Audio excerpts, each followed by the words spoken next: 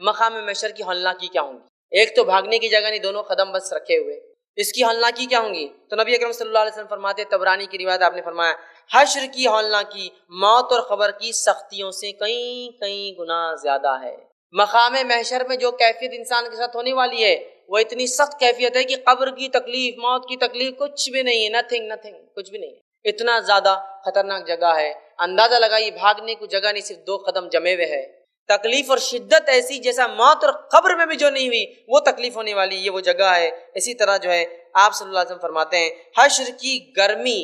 2 قدم رکھنے کی جگہ، تکلیف ایسی انسان کو کہ موت اور قبر میں نہیں آئی۔ حشر کا میدان اتنا گرم ہوگا کہ پسینہ اس طویل مدت تک بہتا رہے گا کہ لوگ تنگ آ کر اللہ سے دعا کریں گے کہ حشر قائم کر، بھلے ہی ہمیں چاہے تو جہنم میں ڈال دے اٹھا کر، میزان قائم ہو جائے، ترازو لگ جائے، حساب کتاب ہو جائے، بھلے ہی اللہ ہمیں جہنم میں ڈال دے، لیکن یہ تکلیف ہماری برداشت کی۔ حشر کا میدان بہت تکلیف دہ جگہ ہے، قدم رکھنے کے لیے صرف 2 قدم رکھنے کی جگہ، پسینے کا وہ حال کہ پسینہ بہتا رہے گا، اس پسینے کی تکلیف، شدت اور بدبو سے پریشان آ کر لوگ کہیں گے، اے اللہ حشر قائم کر دے، میزان قائم کر دے، حساب کتاب کر دے، جنت جہنم میں ڈال دے، بھلے ہی جہنم میں ڈال دے لیکن کچھ نہ کچھ آگے فیصلہ کر دے۔ اس کیفیت میں ہم نہیں کھڑے رہ سکتے اب، ٹھیک ہے۔ اور پسینہ اتنا آئے گا، روایت میں آتا ہے کہ اس پسینے میں اگر کوشش کشتی اگر ڈال دے تو کشتیاں ان انسان کے پسینے میں آرام سے چل سکتی، اتنا پسینہ نکلے گا۔ اسی طرح جو ہے حشر میں آتا ہے روایت کے اندر، سب مرد اور عورتیں ننگے بدن ہوں گے، ننگے پاؤں ہوں گے،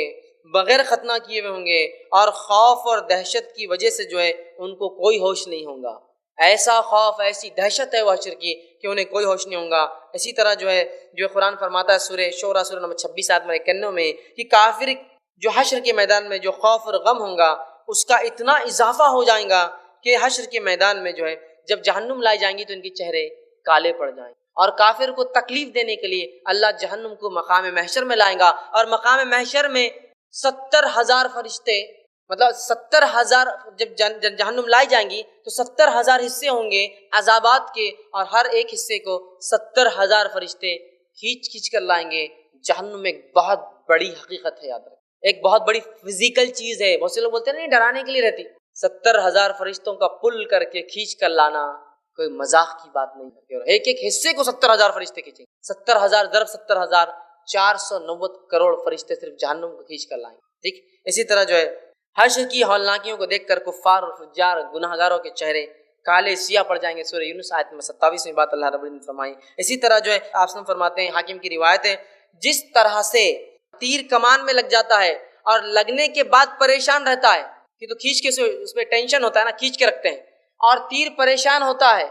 جو لوگ تیر چلاتے ہیں ان کو اس کا اندازہ ہے کہ آپ نے کھینچ دیا اس کو ٹینشن دے دیا، اب تیر کنٹینیوس صرف کاپتا رہتا ہے، چونکہ اس کو نکلنا ہے، چھوٹنا، جتنا ٹینشن اس کے زیادہ پیچھے اتنی رفتار سے نکلے گا۔ تو آپ سب فرماتے ہیں جس طرح سے تیر جو ہے کمان میں مشکل میں ہوتا ہے، نکلنا ہے نہیں، کبھی بھی چھوٹ سکتا ہے اور تکلیف میں ہوتا ہے، اسی طرح انسان 50,000 سال تک مقام محشر میں اس تکلیف میں کھڑے ہوں گے۔ 50,000 ایئرس تک حساب نہیں ہوگا، اتنے سال سب کو کھڑے رہنا ہے۔ اندازہ لگائیے، دنیا کی 50-60 سال کی زندگی، جس میں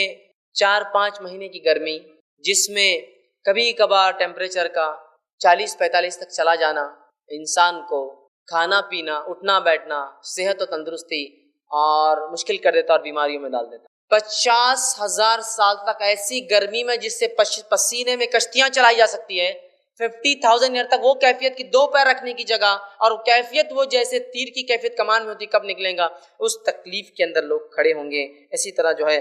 کفار اور مشرکین کے لیے حشر کا نصف دن، یہ تو عام لوگوں کے لیے، کفار اور مشرکین کے لیے حشر کا آدھا دن 50,000 سال کے برابر ہوگا، مطلب ان کا ایک دن 1,00,000 سال کے برابر، اور دوسروں کا ایک دن 50,000 سال کے برابر، جو کافر نہیں ہوں گے، گناہ گار انسان، فاسق اور فاجر مسلمان، ٹھیک ہے، یا اپنے اپنے دور کے جو بھی لوگ ہوں گے جو مسلمان گزرے ہیں۔ لیکن جو ہے کافر اور فاسق لوگوں کے لیے، جو مشرک لوگ ہوں گے، ان کے لیے 50,000 نہیں، آدھا دن ہی 50,000 سال کے برابر ہوں گا۔ اسی طرح جو ہے حدیث کے اندر آتا ہے، طبرانی کی روایت، آپ نے فرمایا کافروں کو حشر میں موت کی غشی جیسی تکلیف کا سامنا ہوگا، جبکہ اہل ایمان کو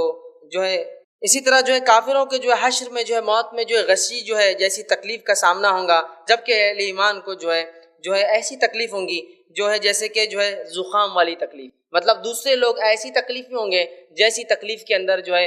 موت کی تکلیف جو ہوتی نا، اس تکلیف میں جو ہے کافروں کی کیفیت موت والی ہوں گی اور مومنوں کو تکلیف زکام جیسی ہوں گی۔ لیکن میں سمجھتا ہوں یہ بات آپ بھی جانتے ہیں 50,000 تک اگر کوئی زکام میں بھی رہے تو کیا حال ہوگا، اور زکام انسان کو کتنا لاغیر کرتا ہے آپ جانتے ہیں۔ دیگر بیماریوں میں انسان سمجھ جاتا ہے لیکن زکام کی تکلیف سے جسم کا ہر حصہ تکلیف، لیکن پھر بھی موت کی غشی کے مقابلے میں تو یہ تکلیف، تو کافروں کو موت کی غشی اور مومنوں کو زکام آئے جیسی تکلیف ہوگی، ٹھیک ہے۔ اسی طرح جو ہے حشر میں جو ہے ہولناکی کی ایک ہولناکی یہ ہے، صحیح بخاری کی روایت ہے، میدان حشر میں سورج 1 میل کے فاصلے پر ہوں گا، لوگ اپنے اپنے اعمال کے مطابق پسینے میں ڈوبے ہوئے ہوں گے۔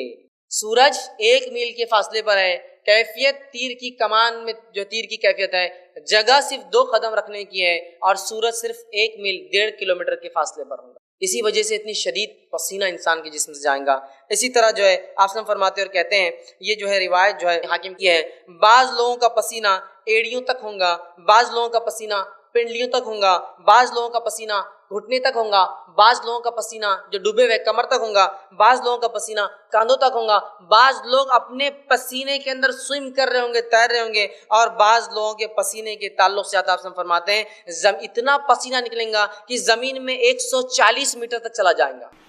احادیث میں آتا ہے کہ جو ہی رمضان کا مہینہ قریب آتا تو نبی اکرم صلی اللہ علیہ وسلم کمر بستہ ہو جاتے، مانا تیار ہو جاتے، مانا ریڈی ہو جاتے کسی ایونٹ کے لیے۔ اس طرح سے کوئی ایک بہت بڑا اگر واقعہ ہونے والا ہو تو آپ کیسا کمر بستہ تیار ہو جاتے کہ صحت کا خیال رکھو، فلاں کام ہم کو کرنا ہے، فلاں جگہ جانا ہے، ہر سال کی تجارت ہے، اس میں فلاں ہوتا ہے، یہ چیز خیال رکھو، جس میں کوئی تکلیف نہ ہے نا، خیال رکھتے۔ حج کو جانے کو آپ نے نمبر لگایا تو صحت کا خیال رکھو، بلڈ پریشر کنٹرول میں رکھو، اگر آپ کو شوگر ہے تو اس کے لیے کچھ کر لو، دواؤں کا انتظام کر لو۔ ایک مہینہ، ایک موسم، ایک چیز اور ایک ایونٹ، کسی ایک موقع سے پہلے اس کی تیاری ہوتی ہے۔ تو نبی اکرم صلی اللہ علیہ وسلم جو ہی رمضان آتا تو کمر بستہ ہو جاتے، صدقے اور خیرات کے لیے تیار ہو جاتے، روزوں کے لیے تیار ہو جاتے، قیام اللیل کے لیے تیار ہو جاتے، ذکر و اذکار کے لیے تیار ہو جاتے، تلاوت قرآن میں اضافے کے لیے تیار ہو جاتے۔ ہر قسم کی عبادتی تیاریاں آپ صلی اللہ علیہ وسلم کی اور صحابہ کی ہوتی، اس لیے کہ جیسا استاد ہوتا ہے ویسے تلاميذ اس کے اسٹوڈنٹس ہوتے ہیں۔ تو ظاہر سی بات اگر استاد کی تیاریاں ایسی ہے، تلاميذ اس کے اسٹوڈنٹس بھی ایسے ہی ہوں گے۔ صحابہ کا بھی یہی معمول تھا۔ تو رمضان آ رہا ہے تو ان کے ذہنوں میں عبادتیں گھوم رہی ہے، عبادتیں کیسے کریں گے گھوم رہی ہے، کیسے وقت نکالیں گے وہ دیکھا جا رہا ہے، تجارت تو کیسے تھوڑا سا کم کر کے وقت زیادہ لگایا جائے وہ دیکھ رہے ہیں، قیام اللیل کا اہتمام، راتوں کی نماز کا کیسے کریں، دن میں تلاوت قرآن کا کیا معاملہ ہو، ذکر و اذکار میں کتنا وقت عام دنوں سے میں زیادہ دے پاؤں گا، کیسے اپنے رب کو راضی کر پاؤں گا، کیسے میرے روزے مکمل ہو، خشوع اور خضوع کے ساتھ ہو، کوئی کمی نہ آئے۔ اس کی تیاریوں میں صحابہ لگ گئے، نبی اکرم صلی اللہ علیہ وسلم لگ گئے، امہات المومنین لگ گئی، صحابیات لگ گئی، پورا سماج اور پورا معاشرہ یہی تیاری میں لگا ہے کہ رمضان میں کیسی عبادتیں ہو، کیسے میں زیادہ سے زیادہ عبادتیں کروں۔ یہ تھی ان کی تیاری اور یہ ہے ہماری تیاری۔ کتنا فرق ہے دونوں کے اندر؟ ہماری تیاری میں سوائے دنیا کے اور کچھ بھی نہیں ہے، اور ان کی تیاری میں سوائے آخرت کے اور کچھ بھی نہیں ہے۔ وہ یہ نہیں سوچ رہے کہ اب گھر کو رنگ کیسے دوں،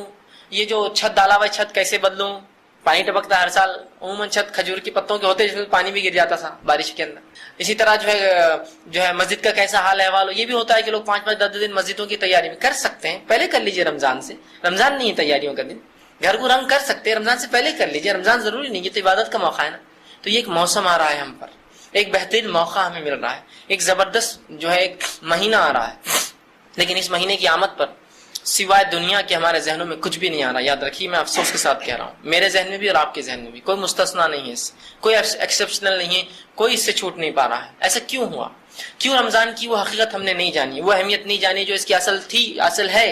اور کیوں ہمارے ذہن میں تمام کی تمام صرف دنیا بھر گئی آخرت چھوڑ کر کہ اس مہینے کو آخرت کی نجات کا مہینہ بنا لو۔ یہ ذہن میں نہیں آتا ہمارے ذہن، اس مہینے کو خوب کھانے پینے کا مہینہ بنا لو۔ یہ بات دل پہ ہاتھ رکھ کر کہی، ایسا کون سا شخص ہے جس نے رمضان میں روزے رکھا اور اس کا وزن رمضان کے بعد کم ہوا ہو؟ نہیں ملیں گے آپ کو کوئی بھی۔ میں یہ نہیں کہہ رہا ہوں کہ بہت برکت آ گئی تھی کھانے میں کہ تھوڑے میں، اس لیے کہ رمضان کا مہینہ آتے ہی سوا کھانے پینے کی ہمیں کچھ سوچتا ہی نہیں۔ کسی کہنے والے نے بڑا خوب کہا تھا، مسلمانوں پہ طنز کرتے ہوئے، غیر مسلم تھا، عیسائی، کہا کہ Ramzan is not the month of fasting, it's the month of feasting. Ramzan مسلمانوں کے لیے روزے کا مہینہ نہیں ہے، وہ خوب کھانے پینے کا مہینہ ہے، فیسٹنگ، خوب ہر روز۔ دیکھیے نا، رمضان آتے ہی بھوک کے نام پر سوا کھانے کے کچھ بھی نہیں کرتے ہم، ایک کھانے کو صرف پہلے کر لیتے ہیں، تاخیر سے ہوتا ہے، چھوٹتا تو کوئی کھانا نہیں ہے ہمارا، ایک کھانا جلدی ہو جاتا ہے جو صبح کا ہوتا ہے، دوپہر کا کھانا تھوڑا تاخیر، اتنا ہی بولیں گے نا، اتنا ہی ہوتا ہے نا۔ وہ صبح کا کھانا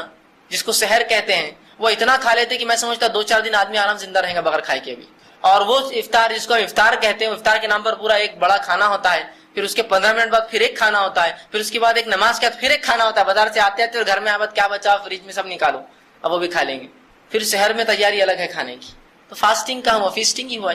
خوب تیاریاں ہو رہی، خوب منایا جا رہا ہے، روز خوب کھایا جا رہا ہے. بازار سجے صرف کھانے اور پینوں سے اور لباس سے. جبکہ ہونا یہ چاہتے کہ رمضان آتے لوگوں کو اندازہ ہو جائے، قوموں کو اندازہ ہو جائے کہ مسلمان عبادت کی تیاری میں ہیں. اب تم کو دنیا میں نہیں ملیں گے یہ، اب بازاروں میں نہیں ملیں گے تم کو یہ. اب ان کا معاملہ الگ ہو گیا. اب یہ کم از کم 1 مہینہ بہت زیادہ عبادت میں رہیں گے، اور وہ عبادت رسمی نہیں ہوں گی ان کی. جب یہ 1 مہینہ عبادت کریں گے اس کا اثر سال بھر پاؤں گے تم ان کے اوپر. ورنہ ہماری رمضان کی عبادتیں بھی رسمی ہیں، کسٹمری ہے. وہ کیسے؟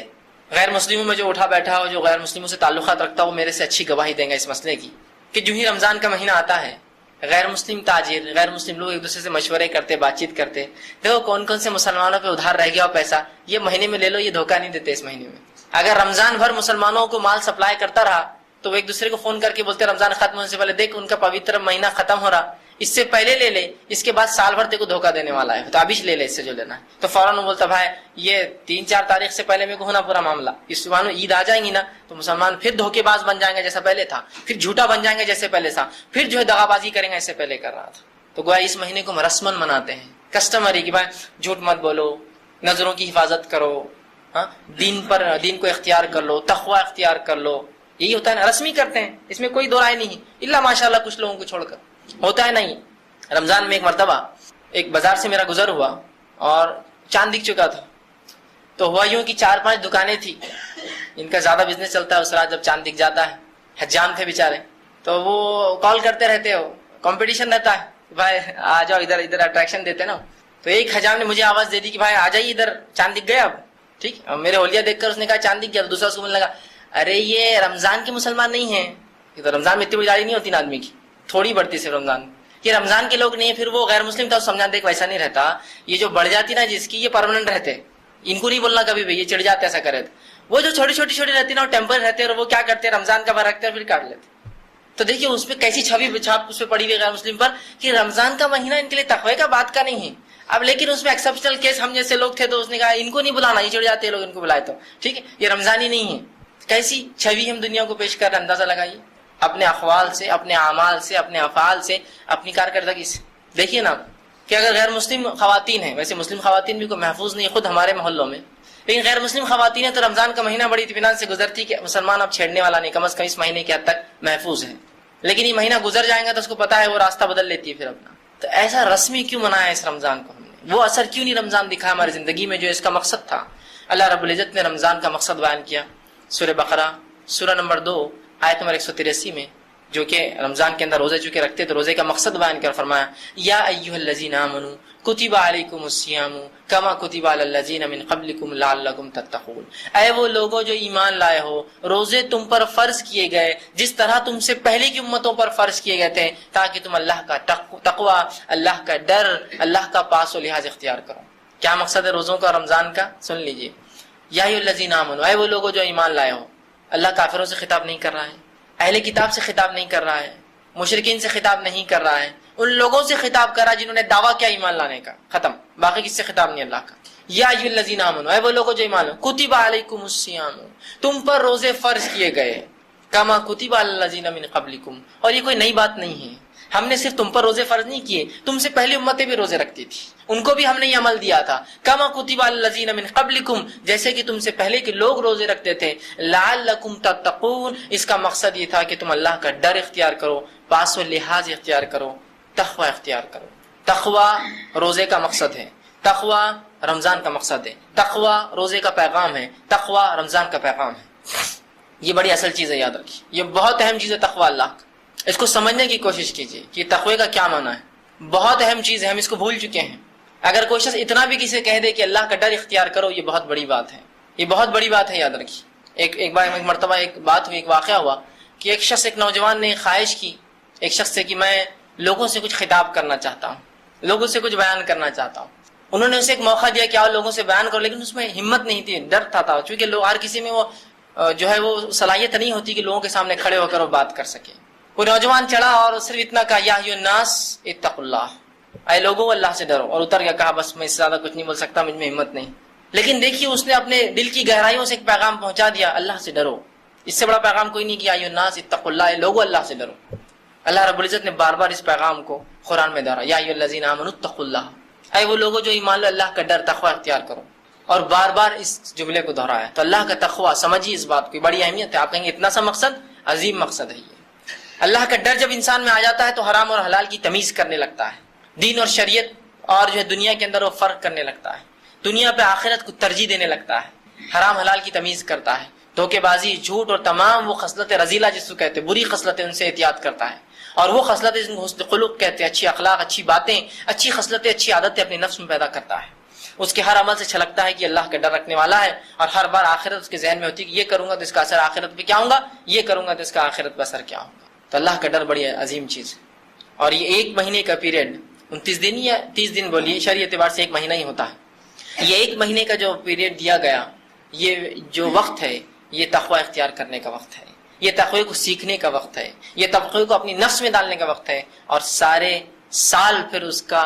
اظہار کرنے کا وقت ہے۔ یہ نہیں کہ رسمی طور سے پورا مہینہ میں نے تقوی اختیار کرو پھر چھوڑ دیا۔ اندازہ لگائی، جو انسان 1 مہینہ تقوی اختیار کر سکتا ہے، ایسے کیا ہو گیا 1 مہینے بعد جو اس نے اچانک تقوی کو اتنا زبردست انداز سے چھوڑا، سوائے اس کے کہ اس نے اس کو اہمیت نہیں دی ہوں گی، رسمی طور سے یہ کام کیا ہوگا۔ جو شخص 1 مہینے تک 5 وقت کی نمازیں پڑھتا ہے، ایسا کیا ہوا اس سے 31ویں دن یا 30ویں دن روزہ، مطلب رمضان ختم ہونے کے بعد، مہینہ ختم ہونے کے بعد، کہ اس کی زندگی کی کایا پلٹ گئی اور وہ 1 بھی نمازیں نہیں پڑھتا، سوائے اس کے کہ جو مہینہ گزرا اس نے اس کو بغیر تقوی کے گزارا، بغیر اس کے صرف رسمی دکھاوے کے لیے سب کام کیا۔ 30 دن ٹریننگ کے بعد بھی اگر کوئی ایسا کرے تو عجیب بات ہے نا، وہ چیز پیدا نہیں ہو سکی ہم میں۔ ایک صاحب نے مجھ سے کہا، ایک حقیقت بیانی تھی ان کی، اور آپس میں مجھ سے کچھ شیئر کر رہے تھے، بتانا چاہ رہے تھے کہ کیا ہوا۔ وہ کہنے لگے،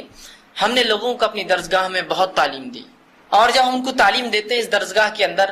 تو ہم ان کی پوری رپورٹ تیار کرتے ہیں۔ جب اس درسگاہ سے لوگ جاتے ہیں تو ہم دوسرے لوگوں کو کہتے ہیں کہ ان کے بارے میں کچھ رپورٹ دیں،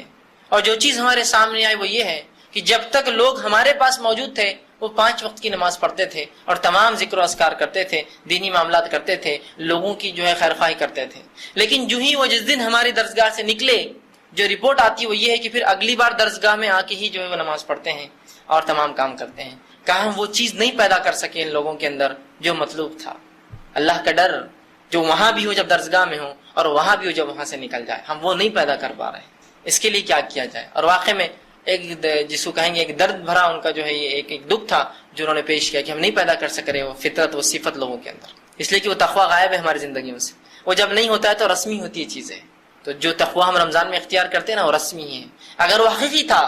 تو اس کا اثر زندگی بھر چھلکتا، سال بھر تو چھلکتا ہی، زندگی بھر چھلکتا، اور اگلے سال تک جو کوتاہیاں ہوتی پھر وہ رمضان آپ کو فریش کر دیتا، ریفریش کر دیتا، آپ کی اصلاح کر دیتا اور ایک بہترین انسان بنا دیتا آپ کو اور ہم کو۔ لیکن ایسا نہیں ہو پا رہا ہے، رمضان آ رہا ہے اور جا رہا ہے، آ رہا ہے اور جا رہا ہے، بس کتنے پتہ نہیں زندگی میں ہمارے گزر گئے، اللہ ہی رحم کرے، پتہ نہیں اگلا ہم پاتے ہیں یا نہ پاتے ہیں۔ تو اس سے پہلے کہ رمضان ہے اس کی تیاری کر لیجئے اور پرماننٹ چینج کے ارادے کیجئے، ایک مکمل طور سے ایک بنیادی تبدیلی، پرماننٹ چینج لائف کے اندر میرے، اور رمضان ہے ہی اس کے لیے، دیا ہی گیا اس کے لیے کہ ایک مکمل تبدیلی انسان کے اندر لا دے وہ 1 مہینہ کے اندر۔ اور جب مہینہ بھر انسان نمازیں پڑھے اور صرف فرض بھی پڑھے تو 5 وقت کی نمازیں پڑھتا ہے، 30 دن پڑھتا ہے، 150 وقت کی نمازیں پڑھ رہا ہے۔ 150 بار کسی عمل کو دہرانے کے بعد کیا پھر وہ عمل بھول سکتے ہیں آپ اتنے آسانی سے؟ کہ ایک چاند دکھا تو مسجد میں جگہ کی کمی ہو گئی، اور ایک چاند دکھا تو مسجد کی صفیں ایسی ویران ہوئی کہ اگلے سال تک سے ترس رہی ہے کہ لوگ آ کر کھڑے ہو اس کے اوپر،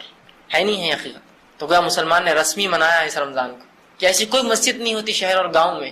جو رمضان کی 1 تاریخ جب چاند دکھ جاتا ہے اور پہلی تراویح ہوتی ہے یا دوسری تراویح ہوتی ہے اس میں جگہ پورتی ہو، سڑکوں پہ آ جاتے ہیں، چھتوں پہ چڑھ جاتے ہیں، راستے بند کرنے پڑتے ہیں، ہے نا، وضو خانوں پہ لوگ چڑھے ہوئے ہیں، طہارت خانوں کے پاس نمازیں ہو رہی، چپلیں ہٹا کر نمازیں پڑھ رہے ہیں۔ لیکن اسی کے بعد ایک اور چاند دکھتا ہے جو کہ شوال کا چاند ہوتا ہے، عید کا چاند بولتے ہیں اسے۔ اس عید کے چاند کی عشاء اور اس رمضان کے چاند کی عشاء کا فرق یہ بتاتا ہے کہ مسلمان نے رمضان رسمی منایا، حقیقی نہیں منایا۔ اگر حقیقی مناتا تو 150 بار جو عمل اس نے کیا مسجد میں جا کر ہر روز 5 بار، اتنے جلدی نہیں بھول سکتا اس عمل کو، اتنے جلدی کوئی انسان نہیں بھول سکتا، یہ ہو ہی نہیں سکتا۔ ایک مثال دیتا ہوں، مثال کے طور پر آپ اکاؤنٹنٹ ہیں یا ایک ایسا کام کرتے اس میں آپ کو بہت لکھنا پڑتا ہے۔ جب انسان لکھتا ہے تو خطائیں، غلطیاں ہوتی ہیں، پین پھسل گیا، غلط چیز لکھ دی، غلط نام لکھ دیا، 1 صفر زیادہ ڈال دیا اکاؤنٹ کے اندر، ہاں ہوتا ہے ایسی غلطیاں، 1000 کی جگہ 100 لکھ دیا، اور سمجھ لیجیے آپ کے علاقے میں ربر کی ایجاد نہیں ہوئی ابھی تو کیسی آپ پریشانی میں رہتے ہوں گے جب غلطی ہوتی ہوں گی، کیا کرے یار، اس کو چھوٹی موٹی غلطی تو کٹ کر دی جائیں گے، لیکن بڑی غلطی سے ایک پورا پیراگراف، ایک پورا جملہ غلط لکھ دیا تو کتنا مشکل ہوگا کٹ کرنا۔ تو اس سہولت کے لیے ایک ربر ایجاد کیا گیا کہ بھائی جب غلطی ہو جائے تو ربر سے کیا کر لیا کرو، مٹا لیا کرو، اس کو رب کر لیا کرو۔ آپ کو وہ ربر دیا گیا، آپ نے ربر لے لیا، بڑے خوش ہوئے۔ اس کے بعد تھوڑے دن تو آپ وہی عمل کرتے رہے جو ربر کا اصل مقصد تھا، غلطی ہو تو مٹا لو، لیکن اس کے بعد آپ نے یہ سمجھنا شروع کیا کہ ربر اس لیے دیا گیا کہ غلطی کرو، اور پھر آپ غلطیاں کرنا شروع کرے خزدن، اور بعد میں ربر سے مٹا رہے ہیں، خزدن کر رہے اور بعد میں ربر سے مٹا رہے ہیں۔ بس یہی مسلمان کا حال ہے۔ رمضان دیا گیا مغفرت کے لیے، لیکن ہر مغفرت کے دعوے کو،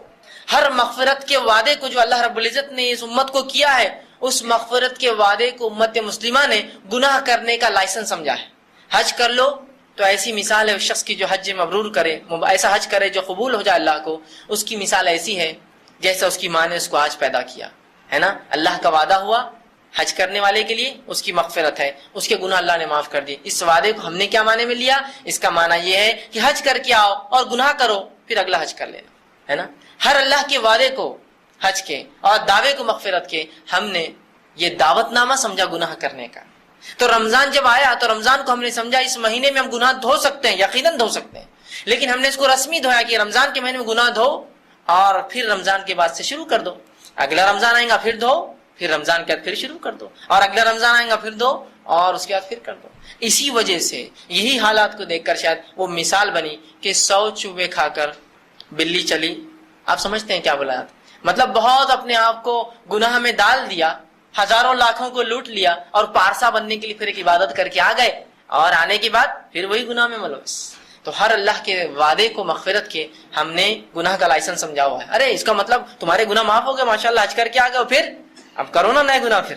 اچھا اس کا مطلب یہ ہے۔ اور مولوی صاحب نے بولا پچھلے پورے معاف ہو گئے، مطلب آپ تم کر سکتے ہو۔ اللہ کے بندوں کے حق کبھی معاف نہیں ہوتے، حتیٰ کہ اللہ کے بندوں کے حق اللہ بھی نہیں معاف کرتا۔ مطلب میرے کو ان سے معافی مانگنا پڑیں گی ذاتی طور سے، اور وہ چیز دینا، وہ وعدے پورے کرنا پڑیں گے جو کیے تھے۔ تو رمضان پھر مغفرت کا ایک مہینہ آ رہا ہے،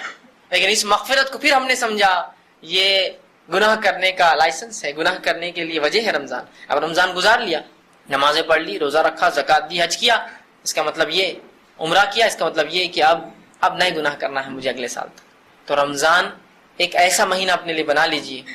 جو ایک پرماننٹ چینج، ایک ایسی تبدیلی میری زندگی میں لائے کہ میں واقعی میں پلٹ جاؤں، پورا رمضان مجھے جو ہے پھیر دے، ایک عجیب انسان بن جاؤں رمضان کے بعد میں۔ تو کوشش کرے اس رمضان کو وہی رمضان اپنے لیے بنا لوں میں جو میری زندگی کو تبدیل کرتے، اور اس کے بعد لوگ کہیں یہ رمضان سے پہلے ایسا تھا، اس میں چند ایسے گناہ تھے، سبحان اللہ ماشاء اللہ چھوڑ چکا ہے رمضان کے بعد۔ 30 دن جب عمل کیا تو کیوں نہیں چھوڑیں گا ایک انسان؟ اور فلاں اس میں کمیاں تھی، ماشاء اللہ وہ کمیاں ختم ہو چکی ہے، پہلے 3 وقت نماز پڑھتا تھا، 5 پڑھتا ہے۔ اگلا رمضان آیا، دیکھو پچھلے رمضان تک یہ بے نمازی تھا، پچھلے رمضان نمازی بنا، اس رمضان اس نے تو نوافل کا بھی اہتمام شروع کر دیا، اب تو زیادہ دیر تک مساجد میں ہوتا ہے۔ پھر اگلا رمضان آیا، ارے یہ پچھلے رمضان تک فلاں تھا، اگلے رمضان یہ تبدیلی، یہ آپ دیکھو ماشاءاللہ فلاں کر رہا ہے۔ میں یہ نہیں کہہ رہا ہوں یہ آپ کو بتانا یہ تبدیلی میرے اندر آئی، دیکھیے رمضان گزر، نہیں، یہ اندر ہوں گی، اپنے اندر لوگ محسوس کریں گے اس چیز کو، جیسا لوگوں نے محسوس کیا نا ہماری برائی کو، کہ رمضان کی ایک رات پہلے رمضان شروع ہوا، چاند رات ہوئی، چاند رات تک انسان جو ہوتا ہے اس مغرب تک، اور چاند رات کے بعد جو انسان ہوتا ہے وہ فرق محسوس کرتے ہیں لوگ۔ رومال ڈالا ہوا ہے، داڑھی خوب بڑی ہو چکی ہے، ہاتھ میں کبھی کا تسبیح ہے، آنکھوں کے اندر سرما لگا ہے، نظریں پوری نیچی ہے، دھوکہ دینے کوئی معاملہ نہیں ہے، گالی منہ سے نکل بھی رہی تو منہ بند کر کے استغفر اللہ استغفر اللہ، گالی نکل گئی، یہ ہو رہا ہے۔ اور جیسے ہی ایک چاند پتہ نہیں کیا فرق لاتا ہے، واقعی میں چاند میں اگر یہ خوبی ہے تو ہم دعا کریں گے ایسا چاند نکلے ہی نہ، پھر جو اتنی تبدیلی لاتا ہے وہ چاند کا دکھنا، پوری کایا پلٹ گئی کہ لوگ جس کو بڑا بھائی سمجھ رہے تھے وہ خود حقیقت میں وہی تھا، چونکہ اس کا حیت ہی بدل گئی، رومال اس کا غائب ہو گیا، لباس اس کا تبدیل ہو گیا، سنت نوافل اس کی چھوٹ گئے، فرائض کا اہتمام تو بہرحال بہت دور کی بات ہے، رہا ہی نہیں معاملہ ہو۔ اس کے بعد پوری کایا پلٹ گئی، نظروں کی حفاظت ختم ہو گئی، وہی منہ اور گندی زبان چالو ہو گئی، دھوکہ دھڑی پھر وہی ہو گیا، تبدیلی نہیں آئی، تبدیلی نہیں آئی۔ رمضان کا مقصد نہیں آیا، تو رمضان کا مقصد ہے اللہ کا ڈر اختیار کرنا، اللہ کا تقوی، اور تقوی کا ایک معنی شیخ عبد القادر محدث دہلوی جو لیتے ہیں وہ یہ ہے پاس و لحاظ رکھنا، یہ بھی بڑا اچھا معنی ہے تقوی کا، ڈر سے ہٹ کر یہ معنی ہے پاس و لحاظ۔ پاس و لحاظ کس اعتبار سے؟ آپ ایک بس میں سوار ہیں اور ایک بوڑھا انسان اس بس میں سوار ہو جائے تو اس بوڑھے انسان کی عمر کا پاس و لحاظ رکھتے ہوئے اپنی جگہ چھوڑ دیتے ہیں، پاس و لحاظ۔ ایک کمزور انسان کو دیکھ کر اپنا کھانا آپ اس کو دے دیتے ہیں، اس کا پاس و لحاظ رکھتے ہیں۔ تو اپنے رب کا پاس و لحاظ ہے تقوی، کہ جس نے مجھے پیدا کیا اس کا لحاظ رکھو، جو وہ چاہتا ہے وہ کرو، جو نہیں چاہتا ہے مت کرو، یہ لحاظ ہے۔ تو یہ بھی تقوی کا معنی پاس و لحاظ رکھنا کسی ذات کا، اللہ کا پاس و لحاظ رکھو، ڈر اختیار کرو اس کا۔ تو رمضان کا مقصد اللہ کا ڈر ہے، اور اگر 30 دن ڈر ہم نے اختیار کیا اور 31ویں دن وہ ڈر باقی نہ رہا تو یہ ڈر رسمی تھا۔ رسمی سمجھتے ہیں نا، کوئی چیز کسٹمری چل رہا ہے تو ایسا کرنا پڑتا ہے، کیوں نہیں معلوم ہوتا ہے نا، بہت سے کام پوچھے ایسا کیوں کرتے نہیں معلوم یار، بس کرنا پڑتا ہے۔ ویسا نہیں ہونا چاہیے، معلوم ہو مجھے میں کیوں کر رہا ہوں اور اس کے کیا فائدے ہیں اور میں اپنے آپ کو بدل رہا ہوں۔ تو یہ 1 مہینہ ٹریننگ کے لیے ہے۔ اگر 1 مہینہ کسی شخص کو ٹریننگ دی جائے اور ٹریننگ دینے کے بعد جب اس کو کوئی چیز مکمل ہو جائے، اس کو سرٹیفکیٹ دیا جائے، سند دی جائے کہ آپ مکمل ہو چکے اس فن اور اس فیلڈ میں، اور وہ سرٹیفکیٹ اور سند لیتے دوسرے دن غلطی کرے تو آپ کیا کہیں گے؟ وہ مدرسہ، وہ اسکول، وہ درست نہیں تھا، انسٹیٹیوشن جہاں اس کو سند ملی یہ غلط تھا، اس لیے کہ یہ تو نہیں کر سک رہا، 31ویں دن فیل ہو گیا ہے نا۔ ویسے مسلمانوں کا حال ہے آج کہ 30 دن تو ایسا تقوی اختیار کر لیا کہ مجبور ہو گئے لوگ کہنے پر کہ یار ایسا متقی نہیں ہے ہمارے علاقے کے اندر، اور 31ویں دن جو ہے عید کا دن آیا، ایسی تبدیلی آئی کہ لوگ مجبور ہو گئے کہنے پر کہ ایسا آدمی تو نہیں، اتنا برا ہم نے نہیں دیکھا آج تک۔ تو اس کا مطلب وہ 30 دن کا معاملہ پورا دکھاوا تھا، اگر واقعی میں وہ تبدیلی تھی تو 30 دن جو انسان عمل کرے نا وہ زندگی بھر ہو سکتا ہے۔ اس لیے تو اللہ رب العزت نے اپنی حکمت سے 30 دن طے کیے، چاہتا تو 3 مہینے کے روزے حکم دے سکتا تھا، رکھنا پڑتے تھے ہم کو، چاہے تو 6 مہینے کے کہتا تھا رکھنا پڑتے تھے ہم کو، چاہے ہر مہینے آڑ بولتا تھا رکھنا پڑتے تھے ہم کو، نہیں کیا۔ اللہ کو مانتا ہی کافی 1 مہینہ، 1 مہینے میں انسان کی کایا پلٹنے کی بہت ہے۔ جو انسان 1 مہینے حرام چیزوں سے بچتا رہا، حرام چیزیں کھانے، حرام چیزیں پینے، حرام چیزوں کے استعمال سے، تو کیا ہی ممکن اس کے لیے نہیں ہے کہ وہ بعد میں بھی سال بھر بچتا رہے۔ 1 مہینہ بہت لمبا عرصہ ہوتا ہے یاد رکھیے۔ تو رمضان کو ایک موقع بنا لیجیے اب اپنی زندگی کو تبدیل کرنے کا۔ یہ رمضان آئے گا بس فلاں حرام کاریاں مجھے چھوڑنا ہے، فلاں نیکیوں میں اضافہ کرنا ہے، اگر یہ بھی طے کر لینا اور ہر رمضان کچھ نہ صحیح تو 2 بڑی نیکیوں میں اضافہ کر لے اور 2 بڑے گناہ بھی چھوڑنے کا طے کر لے۔ میں یہ نہیں کہہ رہا ہوں کہ مطلوب ہے کہ 2 ہی چھوڑے پھر 2 چھوڑے پھر 2، نہیں، مطلوب تو یکایک ہے، لیکن کم از کم کچھ نہیں سے کچھ صحیح جو بولتے ہیں نا کہ کچھ نہیں ہاتھ آیا تو کم از کم کچھ ہاتھ آ جائے تو لے لو، غنیمت جانو۔ تو وہ مثال کے تحت کچھ نہ تو کچھ صحیح، کم از کم 2 گناہ کبیرہ بھی چھوڑ دے تو 10 سال میں بہت بڑے کبائر۔ انسان بہت زیادہ کبیرہ نہیں کرتا ہے زندگی میں، 10 20 15 20 ہی اس کی زندگی میں ہوتے ہیں۔ تو 10 سال کے رمضان اس کو ایک اچھا مسلمان اور مومن بنا دیں گے کہ بھائی یہ 2 چیزیں کہ میں جھوٹ بولتا ہوں اور دھوکہ دیتا ہوں، اب نہیں، یہ رمضان کی بات نہیں، بندوں کے حق اب نہیں ماروں گا، اور 2 اضافے نیکیوں میں کرنا ہے، نماز کی پوری پابندی ہوں گی اور تلاوت قرآن میں مسلسل کرتا رہوں گا معنی کے ساتھ، ختم۔ اب یہ تبدیلی 2 ہی سوچیے آپ، یہ بہت بڑا چینج لائیں گے، پوری زندگی کی کایا بدل دیں گے، بالخصوص نماز۔ اس لیے کہ نماز وہ عمل ہے جو انسان کو فحش اور منکر، گندگی، بے-حیائی، برائی اور خراب کاموں سے روکتا ہے، ٹھیک؟ تو ایسے اضافہ کرتے رہے تو ہر رمضان 2 گناہ اور ہر رمضان 2 نیکیوں میں اضافہ کرے تو دیکھیے آپ کی زندگی 10 سالوں میں بدل جائیں گی۔ مطلوب نہیں ہے لیکن کچھ نہیں سے کچھ صحیح کی مثال دے رہا ہوں۔ مطلب تو یہ کہ رمضان آتے ہی زندگی کایا پلٹ جائے، اب جتنی گناہ تھے معاصی چھوڑوں اور جتنی نیکیاں ہو سکتے اتنے کروں، یہ میرا ایک منشا ہو، میرا یہ مشن ہو اس کے لیے۔ تو اب پھر ایک رمضان آ رہا ہے، اس کو مشن بنا لیجیے۔ رمضان کی فضیلتیں کیا ہے، اس کی اہمیت کیا ہے؟ سب سے پہلی اہمیت اس مہینے رمضان کی یہ ہے کہ اللہ رب العزت نے اس مہینے کو اپنی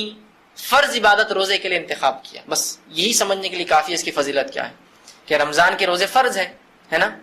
تو روزے جیسی فرض عبادت کو اللہ رب العزت نے جس مہینے میں فرض کیا، وہ مہینہ کون سا ہے؟ رمضان کا انتخاب کیا کہ اس مہینے مسلمانوں تم روزے رکھو گے۔ میں سمجھتا ہوں یہ ایک بات ہی کافی ہے رمضان کی فضیلت سمجھنے میں کہ کتنی زیادہ اس مہینے کی فضیلت ہے کہ اس مہینے میں اللہ نے اپنی ایک فرض عبادت کو ہم پر فرض کیا اور اس مہینے کا انتخاب کیا۔ اور نبی اکرم صلی اللہ علیہ وسلم بخاری کی روایت فرماتے ہیں، عبداللہ ابن عمر رضی اللہ عنہ حدیث کے راوی اور کہتے ہیں، بنی الاسلام علی 5، اسلام کی بنیادیں 5 چیزوں پر اللہ نے رکھی ہے۔ اسلام کے ستون 5 ہے۔ پہلی کہ تم گواہی دو کہ اللہ کے سوا کوئی معبود برحق نہیں اور محمد صلی اللہ علیہ وسلم اس کے رسول ہیں، اور وَإِقَامِ الصَّلَاةِ اور نماز قائم کرو، وَإِيتَاءِ الزَّكَاةِ اور زکات ادا کرتے رہو، وَالْحَجِّ اور اللہ کے گھر کا حج کرو، وَصَوْمِ رمضان اور رمضان کے روزے رکھو۔ تو 5 فرائض ہیں جس میں سے روزہ ایک فریضہ ہے، اور اس روزے کے لیے اللہ رب العزت نے اس مہینے کا انتخاب کیا، یہ بڑی اہم فضیلت ہے۔ اس مہینے کی دوسری فضیلتیں کیا ہیں؟ آئیے ہم دیکھتے ہیں۔ نبی اکرم صلی اللہ علیہ وسلم فرماتے ہیں، مسلم کی روایت ہے، آپ نے فرمایا رمضان کا مہینہ جو ہی آتا ہے جنت کے تمام دروازے کھول دیے جاتے ہیں حتیٰ کہ ایک بھی بند نہیں رہتا، اور جہنم کے تمام دروازے بند کر دیے جاتے ہیں حتیٰ کہ ایک بھی کھلا نہیں رہتا، اور تمام سرکش جن اور شیاطین قید کر لیے جاتے ہیں۔ سبحان اللہ، کیا فضیلت ہے اس مہینے۔ لیکن آپ ایک بات سوچ سکتے ہیں، ابھی جنت میں کون گیا اور جہنم میں کون گیا؟ کیوں بتایا جا رہا ہے یہ جنت کے دروازے کھولنا اور جہنم کے دروازے بند کرنا یہ ایک علامت ہے یہ ایک اشارہ ہے کہ مغفرت حاصل کر دو، عام ہے مغفرت، جنت کھول دیا ہوں میں نے اس مہینے کے اندر، یہ اعلان ہے صرف ایک، ابھی جا نہیں کوئی رہا، اعلان ہے لیکن، اور جہنم کے دروازے بند ہیں، اعلان ہے یہ کہ اپنے معصیت سے رک جاؤ، مجھ سے توبہ کر لو، دیکھو بند کر دیا ہوں میں نے اس دروازے کو، یہ اعلان ہے قسم کا۔ لوگ بولتے ہیں ابھی تو کوئی گیا نہیں، پھر کیوں؟ ابھی کوئی گیا نہیں، یہ اعلان ہے، علامتی کچھ چیزیں ہوتی، سمجھ رہا، خالی اس کو ایک ایز اے سائن، ایک نشانی کے طور پر بیان کیا جاتا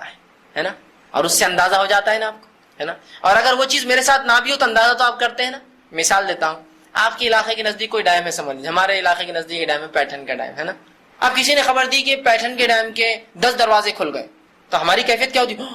اوہ کیا حال ہوا ہوگا پیٹھن والوں کو، باپ یہ ہو گیا ہوگا، وہ ہو گیا ہوگا، ویسا ہو گیا ہوگا، اتنے ڈوب گئے ہوں گے، فلاں ہو گیا ہوگا، میرے رشتے دار بھی رہتے ان کا کیا ہوگا کیا معلوم، کتنی فکریں ہوتی، حالانکہ آپ کا کوئی تعلق نہیں ہو دروازوں سے، نہ آپ اس علاقے میں رہتے، خالی نوشن، خالی بتانا کہ 10 دروازے کھل گئے آپ کے لیے ایک بہت بڑی چیز ہے، خالی امیجن کر رہے ہیں آپ کیا پانی نکل رہا ہوگا، کیا تباہی مچی ہے نا، تو اندازہ لگائی رمضان آ رہے، جنت کے دروازے کھل رہے ہیں، کیا نعمتیں ہیں اس کی، کیا برکتیں ہیں اس کی، کیا فائدے ہیں اس کی، ایک علامت ہے، کھلی ہے حاصل کر لو، کھلی حاصل کر لو۔ اور جہنم کے دروازے بند ہے، سبحان اللہ، تمام گناہ کے راستے، تمام سزائیں بچ جا رہے، جہنم ایسی جگہ ہے جس میں کسی قسم کا سکون نہیں یاد رکھی، الحمدللہ ہم بچ رہے ہیں، لہٰذا اپنی نفس کو اب ہم زندگی بھر اس چیز سے بچا لیں، تو یہ علامت ہے، اللہ اعلان کر رہا ہے کہ اعمال ایسے کر لو، یہ مہینہ ایسا ہے کہ تم ایسے اعمال کر سکتے ہو کہ وہ حاصل کر لو جس کے دروازے کھلے ہیں، اور یہ مہینہ وہ ہے جس میں گناہوں سے رک جاؤ اور اس چیز سے نجات پالو جو سب سے بری جگہ ہے، وہ ہے جہنم۔ اعلان کر رہا ہے یہ مہینہ ہم سے، مطلوب ہے اس مہینے میں کہ ہم جنت حاصل کریں اور جہنم سے نجات پائے، اور تمام سرکت جن اور شیاطین قید کر لیے جاتے ہیں، جن اور شیاطین بند ہے، مطلب مومنوں کو موقع ہے پورا کہ اب بہکانے والا بھی تم کو نہیں بہکا رہا ہے مسلمانوں، اب شیطان بھی تم کو نہیں بہکا رہا ہے، تو اچھے اعمال کرو، نیکی کی طرف متوجہ ہو، اور اگر اس مہینے بھی آپ دیکھیں لوگ گناہ اور معصیت کی طرف بڑھتے ہیں تو یہ تو وہ نفس ہے جو شیطان ٹریننگ دے چکا ہوتا ہے 11 مہینے، جو نفس کام کرتی ہے، لیکن اب سرکت جن اور شیاطین قید ہے تمام کے تمام، آپ کوئی بہکا نہیں رہا ہے، آپ کو نماز کو مت جاؤ، روزہ مت رکھو، صدقہ کیوں کر رہے ہو، نہیں، آپ کوئی بہکا نہیں رہا ہے، یہ نفس ہے جو ٹریننگ پا چکی 11 مہینے، وہ اپنی برائیاں اور خباثیں کا اظہار کرتی ہے، برائیاں اس کی نظر آتی ہیں، کتنی بڑی فضیلت ہے، جنت کھلی ہے، جہنم بند ہے، اور مومنوں کو عبادت کے لیے، سکون و تسلی کے لیے جن اور شیاطین قید کر دیا اللہ نے، جو سرکش ہوتے ہیں، جو برے ہوتے ہیں، سب نے قید کر دیے جاتے ہیں، ٹھیک۔ اسی طرح رمضان کی فضیلت یہ بھی ہے کہ اس میں کیا گیا عمرہ حج کے برابر ثواب دیتا ہے۔ نبی اکرم صلی اللہ علیہ وسلم سے روایت ہے، مسلم کی حدیث ہے، آپ صلی اللہ علیہ وسلم نے ایک صحابیہ سے ایک مرتبہ پوچھا جس نے حج کا ارادہ کیا تھا کہ وہ نبی اکرم صلی اللہ علیہ وسلم کے ساتھ حج کرے گی، لیکن انہوں نے اپنا ارادہ ملتوی کر دیا، کینسل کر دیا۔ رسول اللہ صلی اللہ علیہ وسلم نے ان سے پوچھا کیا تم ہمارے ساتھ حج کو نہیں چلو گی؟ تو کہ اللہ کے رسول، گھر میں صرف 2 اونٹ ہے اور پانی بھرنے کے لیے اور کھیتی کے لیے وہ لگتے ہیں، تو لہٰذا اس سال تو میں حج کو نہیں آ پاؤں، سواری نہیں ہے نا، حج کو نہیں آ پاؤں گی۔ تو نبی اکرم صلی اللہ علیہ وسلم اس خاتون اس صحابیہ سے کہا تو پھر تم ایک کام کرنا، تم رمضان میں عمرہ کر لینا، رمضان میں کیا گیا عمرہ حج کے برابر ثواب دیتا ہے، لیکن وہ حج کو ساکت نہیں کر دیتا، حج کو ایکسپشنل نہیں کرتا کہ حج مت کرو عمرہ کر لے، نہیں، لیکن اس کے برابر اجر اور ثواب دیتا ہے۔ تو رمضان میں کیا گیا عمرہ حج کے برابر اجر رکھتا ہے، تو اللہ نے جس کو مال و دولت دے رکھی ہو ضرور اس مال و دولت کا فائدہ اٹھائے اور ضرور رمضان کے اندر عمرہ کرے، اس کی بڑا اجر، بڑا ثواب، بلکہ حج کے برابر اجر و ثواب ہے۔ لیکن یہ حج کو ختم نہیں کرتا، حج کی فرضیت اپنی جگہ ہے، لیکن استطاعت نہیں ہے، استطاعت ہے تو حالات نہیں ہے، حالات ہے تو ماحول ویسا نہیں ہے، ماحول ہے تو پھر محرم نہیں ہے کہ عورت ہو، مسائل تو ہوتے ہیں انسان کے ساتھ، پیسہ ہے میرے پاس لیکن کوئی حج ٹور والے نہیں، سب فل ہو گئے، کیا کروں، پیسہ ویسے پڑا رہے، تو ایک موقع ہے کہ پھر وہ جا کے کم از کم عمرہ کر لے رمضان کے اندر تاکہ اس کا اجر مل جائے اس کو، اور پھر حج کا موقع کے ساتھ ضرور پائیں گا تو پھر حج بھی کرے، سمجھ رہے ہیں بات کو؟ تو اتنا اجر اور ثواب اس مہینے میں ہے کہ ایک عمرہ جو کہ حج اصغر ہے، یقینا حج کے برابر نہیں ہوتا، چھوٹا حج ہے وہ کرنے والے کو بڑے حج اصغر کا حج اکبر کا ثواب ملتا ہے۔ ہمارے پاس یہ غلط فہمی ہوتی ہے حج اکبر بولے تو وہ حج جو جمعہ کے دن آتا ہے، ویسا نہیں، یاد رکھیے حج اکبر کہا جاتا ہے حج کو، حج اصغر کہا جاتا ہے عمرے کو، اسی لیے دونوں کے کرنے والے کو حاجی بولتے ہیں، ہے نا۔ کبھی کبھار آپ عمرے کو گئے ہوں گے تو عمرے میں لوگ آپ کو حاجی حاجی بولتے ہیں، اور اب اگر کوئی آپ کو ہٹانا چاہ رہا ہو راستے سے، حاجی حاجی بولتے جائیں، آپ بولیں گے میں حاجی تھوڑی ہے، میں تو عمری ہے، ابھی عمرہ ہی کر رہا ہوں، ہے نا، چونکہ یہ لقب عمری کو کہاں لگائیں گے جا کر، حاجی اچھا بڑا لقب ہے، ٹائٹل تو نہیں، وہ آپ بھی حج کر رہے ہیں، چھوٹا حج ہے،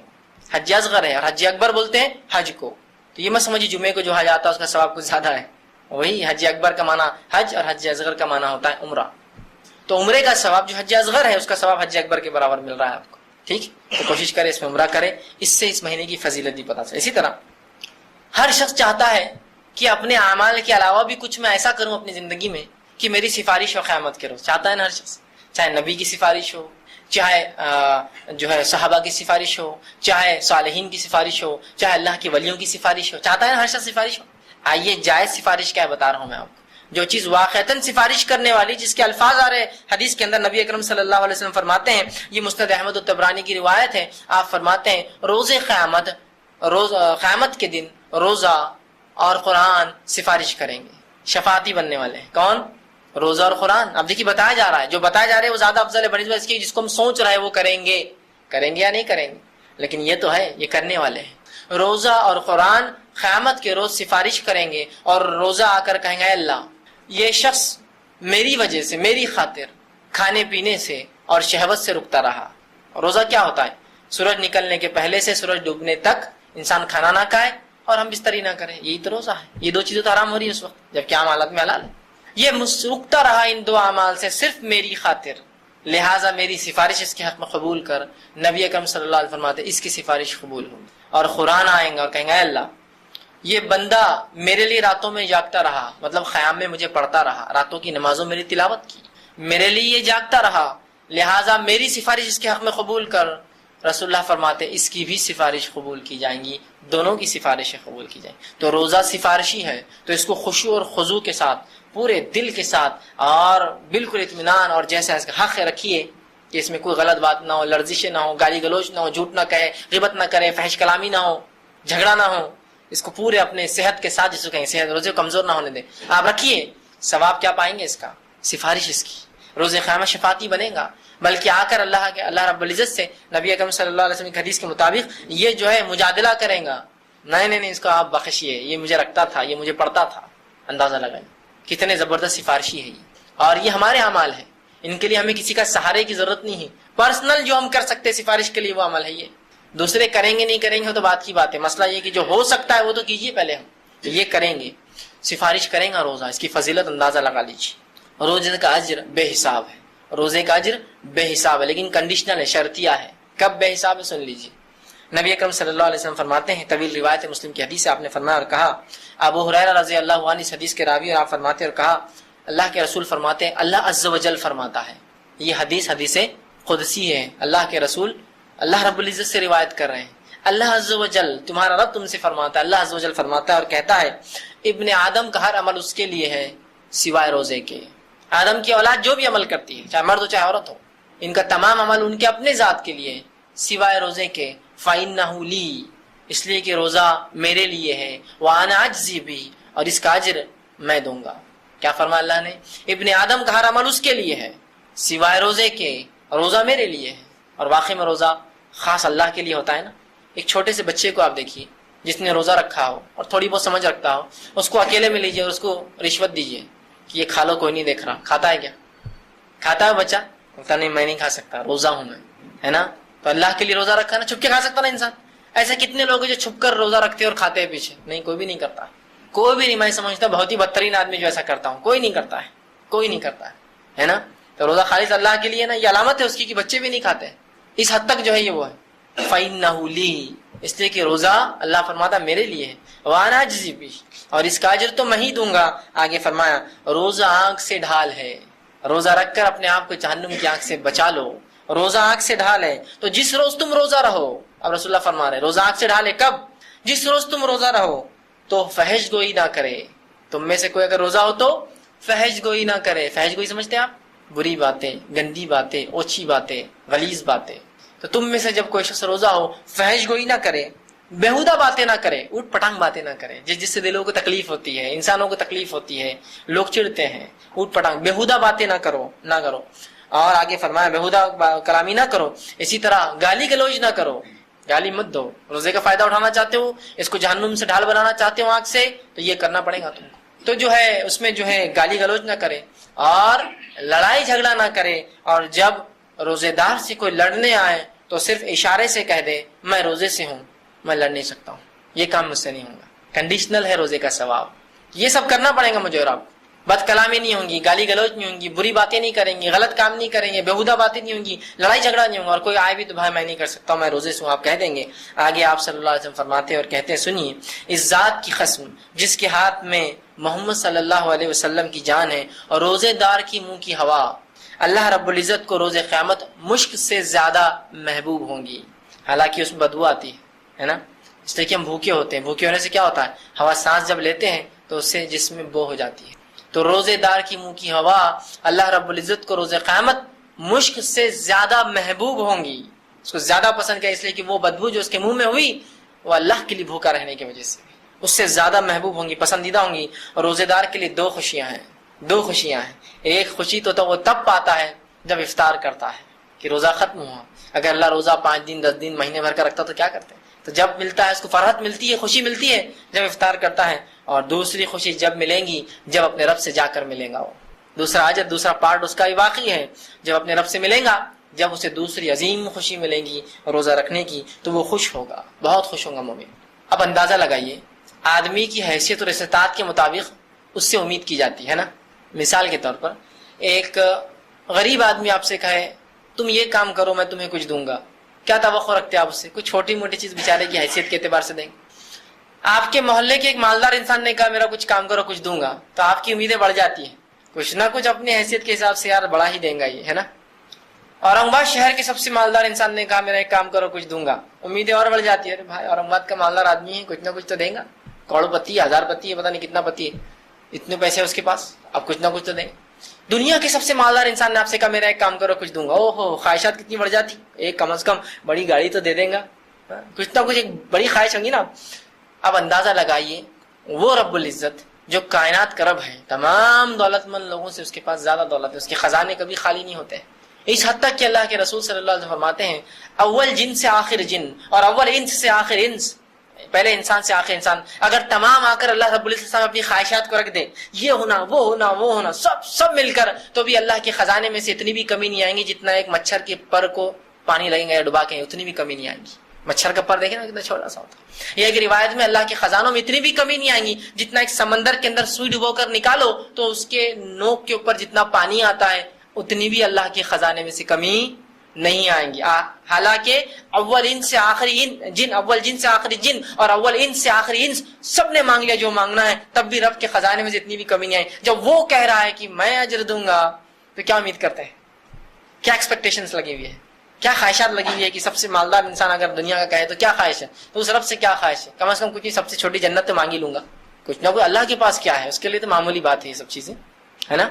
تو اندازہ لگائے کیا اجر ہوں گا، اللہ ہی جانتا ہے بھائی، میں نہیں جانتا ہوں، نہ حدیث میں بتایا گیا، نہ اللہ رب العزت نے بتایا، نہ رسول اللہ نے بتایا، لیکن بڑا اجر ہے، چھپا کر رکھا گیا، اس لیے کہ روزہ ایک ایسا عمل ہے جو چھپ کر ہی ہوتا ہے نا۔ ایک عام انسان جو روزے کی حالت میں مجمع میں آ جائے کو بول سکتا ہے یہ روزے دار ہے، بول سکتا ہے کہ نہیں، تو تم نے عمل بڑا چھپ کر کیا تو اجر بھی چھپا کے رکھا گیا، تمہارے لیے اسپیشل ملیں گا۔ نماز دکھ رہی ہے، جا رہا ہے، وضو کر رہا ہے، کھڑا ہے مسجد میں، لوگ دیکھ رہے ہیں، زکات دے رہا ہوں تو کم از کم جس کو دے رہا ہوں اس کو پتا ہے اور اس کے خاندان والوں کو پتا ہے ہم کو زکات دی گئی، حج کر رہا ہوں تو اب تو پوری دنیا کو معلوم ہو جاتا ہے نا، حج کر رہا ہے، ٹھیک۔ روزہ معلوم ہوتا ہے کسی کو میرا کب میں نے رکھا اور کب نہیں، ایک روزہ رکھ کر انسان چلے جائے مجمع میں، یہ الگ بات ہے، رمضان ہو تو سب پہچان لیں گے مسلمان ہے تو بھائی روزے دار ہوں گا ہی، لیکن عام انسانوں میں جا کوئی پہچان نہیں پائیں گے۔ تو جب عمل تم نے چھپ کر کیا جو دکھتا نہیں تھا، اللہ کو راضی کرنے کے لیے کیا، تو بدلہ بھی ایسی پاؤں گے، بالکل ڈھکا چھپا، اور ایسا بدلہ کہ جس کو پا کر اللہ کے رسول فرما رہے تو وہ خوش ہوگا، خوش ہو جائے گا انسان، اتنا مل جائیں گے خوش ہو جائیں گا۔ اب اپنے رب سے ہم امید کر سکتے ہیں، کچھ نہ صحیح تو سب سے چھوٹی جنت کی تو کم از کم خواہش اور امید میں کر سکتا ہوں، ہے نا۔ بہت بڑا اجر ہے روزے کا، یاد رکھیے بہت بڑا اجر، لیکن اس کی صحت برابر ہو، جیسا میں نے کہا نا، بیہودہ باتیں نہیں، بد کلامی نہیں، فحش نہیں، گندی چیزیں نہیں، لڑائی جھگڑا کچھ نہیں روزے میں، اور کوئی لڑنا ہے تو کہہ دے میں روزے سے ہوں، میں روزے سے ہوں، بھائی یہ کام نہیں ہو سکتا، ٹھیک۔ اسی طرح اور روزے دار کے لیے اس کی فضیلت آتی ہے، روزے دار کے لیے جنت کا خاص دروازہ ہے جس کا نام ریان ہے، اور روزے دار اس دروازے میں سے داخل ہونے والے۔ جنت کو 8 دروازے ہیں اور جہنم کو 7 دروازے، یاد رکھیے۔ تو ایک دروازہ 8 میں سے خاص ہے جس کا نام ریان ہے، جو کس کے لیے ہے، جنتی اس میں سے گزریں گے۔ اب آپ یہ سوچ سکتے ہیں اس میں کیا خاص بات، جنتی جس دروازے سے گزریں گے اس میں کیا ایسا امپورٹنٹ ہے، کیا خاص ہے، کیا اسپیشل ہے اس کے اندر، ہاں، لیکن اس عزت اور اعزاز کو آپ سمجھ نہیں پا رہے ہیں، دنیا کے لحاظ سے آپ سمجھیں گے۔ میں آپ کو سمجھاتا ہوں، مثال دیتا ہوں۔ لوگ گھر بناتے ہیں، مختلف گھر ہوتے ہیں، آج کل شہروں میں الگ الگ گھر بنتے ہیں، گھروں میں مختلف دروازے ہوتے ہیں نا، مردانے کا دروازہ، زنانے کا دروازہ، گزرنے والے کی اہمیت کے اعتبار سے دروازے کا نام بدل گیا، اس کی شخصیت کے اعتبار سے معاملہ الگ ہے۔ خاص مہمانوں کا ایک دروازہ، وہ جب کھلتا ہے پورے محلے میں اعلان ہو جاتا ہے آج کوئی خاص آ رہا ہے، یہ دروازہ کھلا، شاید بچی کو دیکھنے آ رہے ہیں، بچے کا رشتہ چل رہا ہے، کچھ نہ کچھ خاص اسپیشل ڈور کھلا ہے۔ سرونٹ ڈور ہے ایک، نوکر جس سے چوکر چاکر آتے جاتے ہیں نا، نوکروں کا ہی رہتا ہے الگ دروازہ ہے نا، ہوتا ہے نا بڑے گھروں میں سب ہوتے ہیں ایسے دروازے۔ ہر دروازے سے آنے والی ذات کے اعتبار سے اس کی اہمیت بدل جاتی ہے، اس کا ریسیپشن بدل جاتا ہے، اس کا امپورٹنس بدل جاتا ہے نا،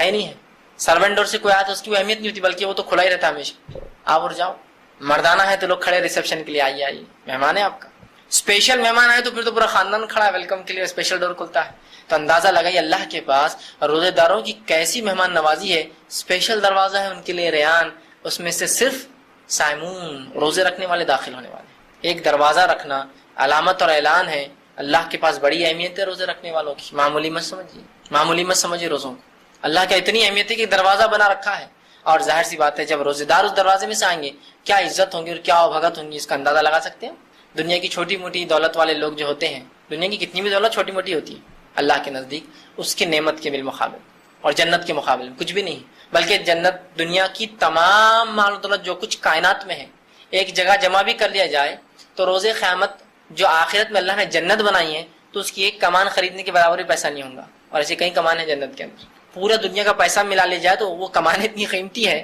ایک کمان کہ اتنا پیسہ نہیں ہوگا دنیا کے اندر پورا ملا لیا جائے۔ اس لیے کہ جس کے اینٹیں سونے کی ہو اور سونا خالص سونا، ڈپلیکیٹ اور دھوکے باز سونا نہیں، اس میں پیتل ملا ہو، تانبا ملا ہو، اور 22 اور 24 کیرٹ کا 100% گولڈ، اور جس کا گارا رسول اللہ فرماتے ہو نا، گارا سمجھتے ہیں آپ، اینٹ کو لگانے کے لیے جو سیمنٹ اور جو ریتی ہوتی ہے اس کو گارا بولتے ہیں، جس کا گارا ہیرو کا ہو، جس کی مٹی جو ہے زعفران ہو، جس کی مٹی زعفران سمجھتے ہیں نا، میں آپ پہ الزام نہیں دھر رہا ہوں، لیکن زعفران جو ہے ایک خاص پھول ہوتا ہے، اس کے اندر اس کا ایک حصہ ہوتا ہے پھول کا جو بہت قیمتی ہوتا ہے، ٹھیک، بہت مہنگا ہوتا ہے، بہت ہی مہنگا، وہ الگ بات ہے کہ ہمارا زعفرانی رنگ وہ بہت سستا ملتا ہے، بہت قیمتی، اس کی مٹی زعفران ہے، اندازہ لگائیے کیا قیمت رہیں گی، کیا قیمت رہیں گی، تو اتنا قیمتی ہے، اتنا تو وہاں جب دنیا کے چھوٹے موٹے مال و دولت والوں کے پاس جاتے تو کیسی آواگت ہوتی، ان کی شادیوں میں چلے گا، کہیں سے پانی آپ پر آ رہا ہے خوشبودار، تو کوئی آپ کو عطر لگا رہا ہے، آتے چھڑک رہا ہے نا، تو کوئی ویلکم کے لیے آپ پر پھول برسا رہا ہے، تو کوئی آتے ہی ہر گیسٹ کو پھول پہنا رہا ہے، تو کوئی ایک جو ہے تیوار اڑا رہا ہے، کتنی خوشی ہوتی ہے نا، میں کسی نے کچھ دیا، کوئی ایک دستی ڈال دے رہا ہے، ہو کیا بات ہے، کوئی خاتون جا رہی ہے اس کو ایک ساڑی دے دے رہا تو بولیں گے بابا بابا اس کی تو تعریف زندگی بھر کروں گی میں، ساڑی دے دیا، کتنی ہم کو وہ ہوتی ہے۔ تو اندازہ لگائیے فرشتے کیسی آواگت کرنے کھڑے ہوں گے اس دروازے کے اندر ریان میں، اسپیشل لوگ آ رہے ہیں اللہ کے، روزے دار ہیں، ان کے لیے اسپیشل ڈور ہے، تو ظاہر سے تو ان کی ویلکم بھی اسپیشل ہونا چاہیے۔ تو اندازہ لگائیے اللہ کے نزدیک اتنی اہمیت ہے روزے داروں کی کہ اللہ رب العزت نے اس کے رکھنے والوں کے لیے اسپیشل ڈور بنا دیا جنت، جاؤ اس میں سے تم ہی داخل ہوں گے صرف روزے دار۔ جو چاہتا ہے تو اپنے روزے کو صحت کے ساتھ، اخلاص کے ساتھ، خشوع کے ساتھ، بنا کمزوری کے رکھے، انشاءاللہ اس دروازے سے گزریں، یہ اس کی فضیلت ہے روزے کی۔ رمضان کا مہینہ اللہ رب العزت ہر رات لوگوں کو جہنم سے آزاد کرتا ہے، مسلم کی روایت ہے کہ اللہ رب العزت ہر رات رمضان میں لوگوں کو جہنم سے آزاد کرتا ہے۔ آپ اس سے ایک بات سوچ سکتے ہیں، جہنم سے آزادی کیسا، جہنم میں گیا کون ابھی؟ اس کا مطلب یہ ہے کہ وہ لوگ جو جہنمی اعمال کرتے تھے، بہت برے لوگ تھے، اس مہینے اچھے اعمال کر کے اپنے رب کو راضی کر لیتے ہیں، اور راضی کر کے اپنے آپ کو جہنم سے بچا لیتے ہیں، اور ان کا رب معاف کر دیتا ہے۔ یہ معنی ہے اس کا، ہر رات مطلب یہ مہینہ مغفرت کا مہینہ ہے، اچھے اعمال کر کے جنت حاصل کر لو اپنے رب سے، یہ اعلان ہے اس میں۔ ہر رات اللہ جہنم کی آنکھ سے لوگوں کو رمضان کی نجات دیتا ہے۔ اسی طرح آپ صلی اللہ علیہ وسلم نے فرمایا ہر افطار کے وقت بھی اللہ رب العزت لوگوں کو جہنم سے نجات اور آزادی دیتا ہے، یہ ابن ماجہ کی روایت، ہر افطار کے وقت، ہر روز۔ اس کا کیا معنی ہے؟ اس کا معنی ہے کہ جو آدمی روزہ رکھتا ہے خشوع اور خضوع کے ساتھ، اللہ اس سے راضی ہو جاتا ہے اور افطار کے وقت اس کو آزادی دے دیتا ہے۔ جس کو جہنم اس کی تقدیر میں لکھ دی تھی اس کو آزادی دے دیتا ہے، اس کو مغفرت کر دیتا ہے، اپنے رحم و کرم سے اس کو معاف کر دیتا ہے۔ مطلب وہ آدمی ایسے اچھے اعمال کر لیتا ہے کہ اپنے رب کو منا لیتا ہے اور روزہ ختم ہونے سے پہلے اپنی مغفرت پا لیتا ہے، یہ معنی ہے اس کا۔ اسی طرح روزہ رکھنے والا شہداء اور صالحین میں روز قیامت ہوں گا، اس کا شمار دیکھیں کن لوگوں میں ہوں گا۔ نبی اکرم صلی اللہ علیہ وسلم کے پاس ابن حبان کی روایت ہے، ایک شخص آیا اور کہ اللہ کے رسول، اگر میں گواہی دوں کہ اللہ کے سوا کوئی معبود برحق نہیں اور نماز قائم کروں اور روزہ رکھوں تو میرا حساب کن لوگوں کے ساتھ ہوگا؟ اس نے سوال کیا، اگر میں یہ 3 کام کروں، فرائض جو ہے، باقی فرائض جو ہے زکوٰۃ اور وہ تو ظاہر سی بات ہے، لیکن یہ 3 تو توحید، نماز، ظاہر سی بات ہے، اور روزہ سب کو رکھنا ہے بالکل عام، تو کہا اگر یہ تینوں کروں تو میرا حساب کن کے ساتھ ہوگا؟ تو کہا اگر تو یہ تینوں کام کر لے کہ توحید پر قائم رہے، نماز قائم کرتا رہے، روزہ رکھتا رہے، تو تیرا حساب روز قیامت شہداء اور صالحین کے ساتھ ہوگا۔